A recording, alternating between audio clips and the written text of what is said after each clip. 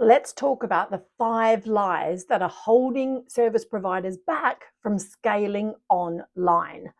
Hey, I'm Kylie. I'm a 7-figure online business strategist. I'm an award-winning coach, and I've been helping service-based businesses grow and scale online programs for the last 5 years. And I want to today debunk some of the common misconceptions that stop people from taking their existing knowledge and skills and turning it into scalable recurring revenue. Whether that's because you want to create your first membership program, maybe you want to create a course, maybe you want to create a mastermind. These are the types of ways that you can leverage your knowledge and skills, or even done with you type programs. But you've probably heard a lot of bullshit, sorry for swearing, a lot of bullshit about growing service-based businesses, having to massively have big audiences, or basically becoming one of these influencers that you might not want to become. And I want to share with you some examples, but also let's just bust through some of those myths today. So the first one is that you need to have a huge following first. Now, most of the clients I work with don't have a huge following. And what we do is we get their first cohort, their first beta group done with their warm audience. Most people can sell their first 5 to 10 into a program with the warm audience that they have. Then they can grow and scale in different ways moving forward. But you don't need a huge following. What you do need is the right audience. So you need the right type of people that are in your community. So you might need to start something that brings them together. You might need to create a list relatively fast, or you might need to just pull all your warm contacts into one place. But I want to bust that. I have had clients with literally 100 or 200 followers, like not big audiences. I've got someone at the moment that doesn't even have a group or a list, and they're literally spending the next 3 weeks building that, ready for their first launch. So you don't need to have a huge following. You need to know how to build it fast, potentially, or bring people together quite quickly, which we can do.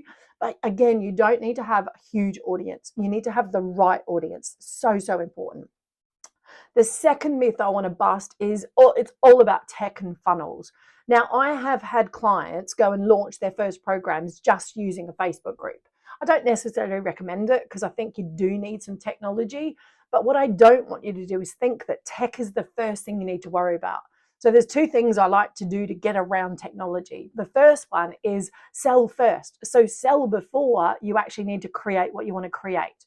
Because if you can sell first, and most people have enough software, enough places they can literally create a sales page and an order form, and they can sell first, then you can pay someone else to do the technology if you need to. So again, don't let technology be the thing. The other thing is so many platforms out there now have evolved. They're so much easier to use. Like when I first got started 5 or 6 years ago, there was no templates, there was no standard things like Go High Level, which is what we use. There's no kind of Kajabis and stuff like that. So you can pay for a platform. So again, you don't need to make creating and scaling an online program complicated. And also, it doesn't mean you lose the personal touch. So that's the other big thing I hear. Oh, well, I don't want to just people to be a number.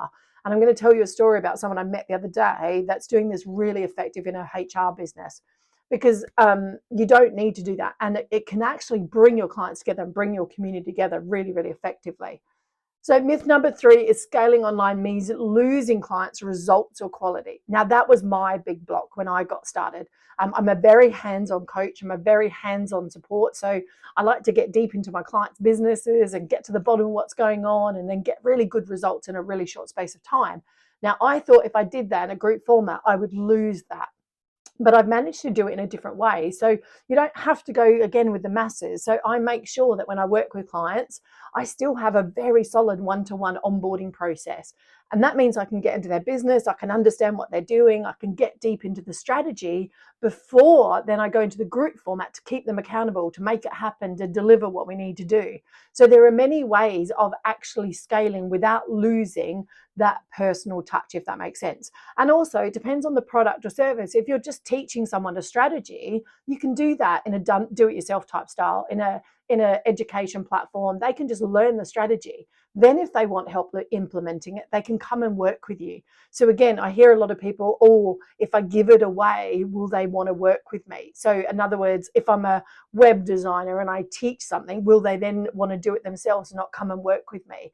And out of say 20 people, there's always 2 or 3 people that want the support. They can't be bothered, they haven't got time, they want someone else to do it either with them or for them.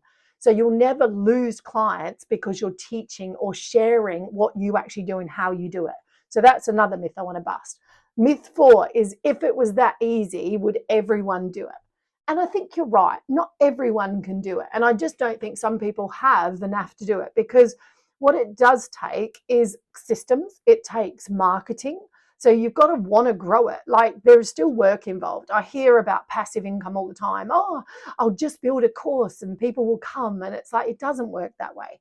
Like, you've got to want to grow it. There's still time elements, there is still resource element into growing a leveraged based business. But I would rather leverage my time, grow a system, and then optimize it than I would go and work just one-on-one forever. So again, depends what you're like and whether you want to add it to your business. But over time, the income levels, the scalability is so valuable to what you're actually doing. And there's very high profit margins. So it can not only add another income stream to your business, but it can also increase the value of your business. I was helping someone with some exit planning the other day, because we're growing out their 3-year plan. And one of that was creating intellectual property, having recurring revenue in their business, because it makes their business more valuable when they want to come to sell it in 3 to 5 years' time. So again, it's not just about creating income now. It's also, how does it add value to your business over time? How does it create a scalable way that people can work with your clients, build a bigger list, grow the assets in your business so it becomes more valuable? And the 5th one is, I can't charge premium if I'm not face-to-face. Bollocks. There's no way. Of course you can. But what I like to do is combine it. So you can combine, I like to do hybrid models where you're combining the kind of education side of it that you can basically record, have available, have resources, all that sort of thing, but then have the high touch premium stuff when they want to work with you or they want to be handheld through a certain process. So I like to do a bit of a hybrid type model. That's how I work the best.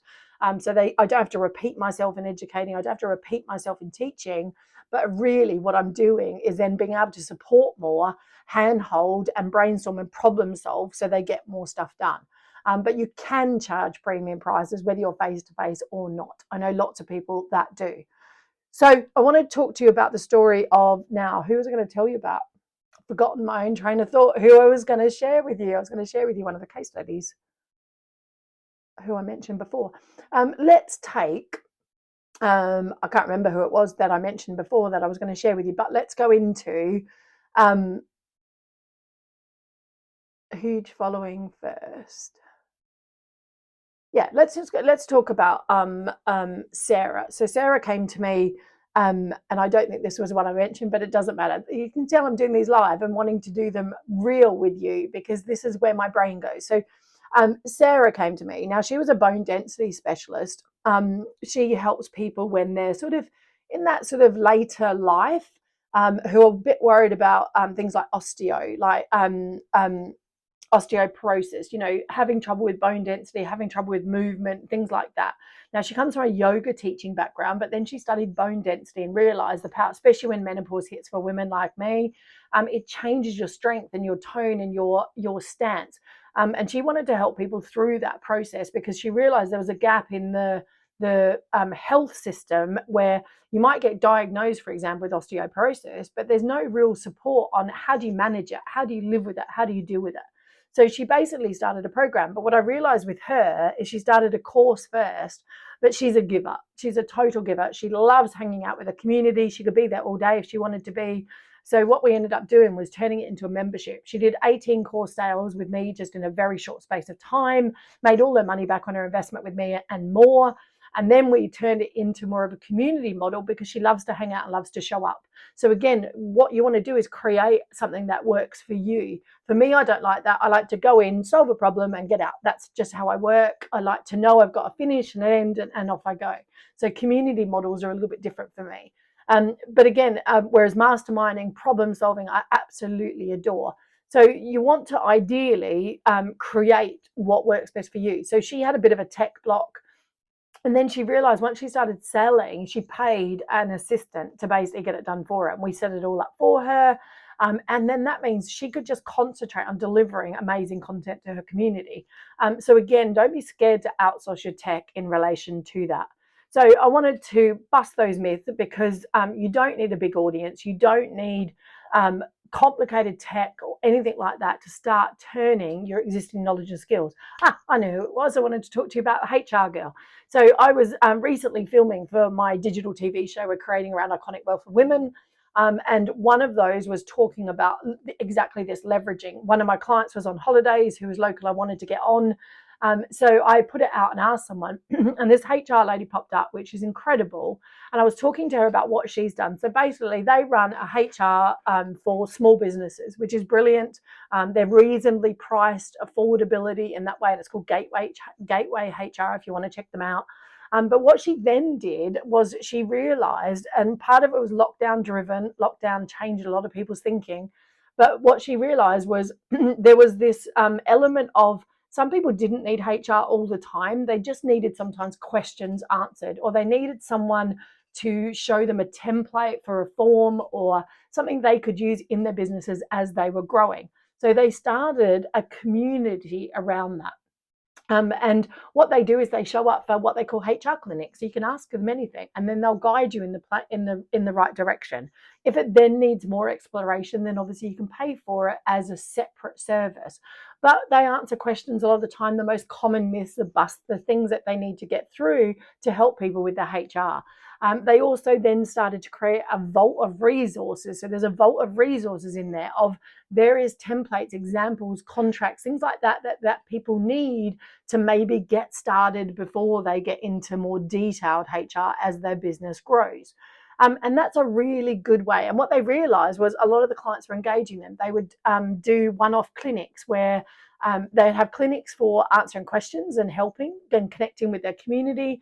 But the other thing they would have is education clinics. So we know in the HR space and in any sort of space like that, that new legislation comes out. Things change all the time. So then they're running little mini workshops around the things that are impacting and affecting their business. So, they would have done some stuff around COVID. They would have done things maybe around bounce back loans. They might have done things around furloughing people or having people working from home and the changes that they're going through. So again, you can then do mini trainings into that community that help people start to keep ahead of the breast of your industry or the knowledge that you've got, so that they don't get stuck. They don't get in trouble for maybe missing something or getting something wrong in the future. So if there's new legislation coming out or there's new changes or there's things that they should know about, maybe they're too busy to keep up. This helps them keep abreast of that. And they provide it in a really sort of well-priced, low-level membership that most small businesses getting started and growing can actually afford. So there's ways of doing that, and that means that what it's done for them as a business is it's not only created another additional income stream, it's allowed them to leverage some of their time, answer questions in a group format rather than one-on-one. So they were getting lots of people approaching them just for questions. This way they could collaborate and have a group answer questions.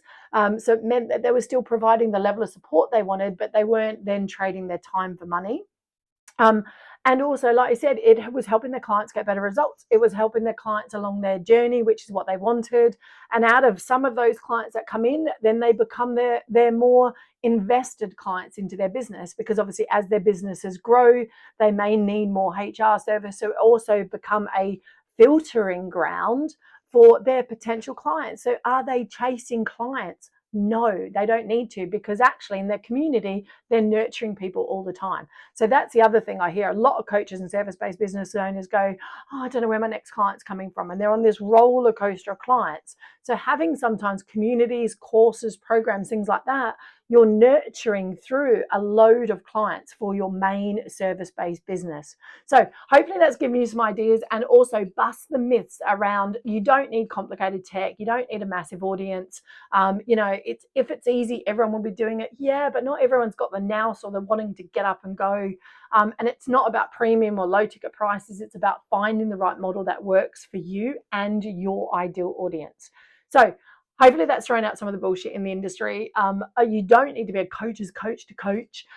Again, it's always about you have knowledge and skills that someone else needs, and actually you're doing a disservice not getting out there and helping them. So think more bigger, think more global.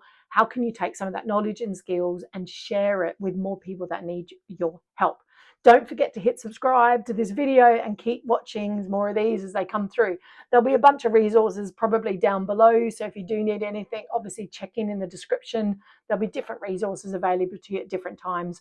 And don't forget to keep an eye out for our next Online Edge challenge, because we're going to be running these on a regular basis to help you get started if you've got an idea that you've got bubbling. Speak soon.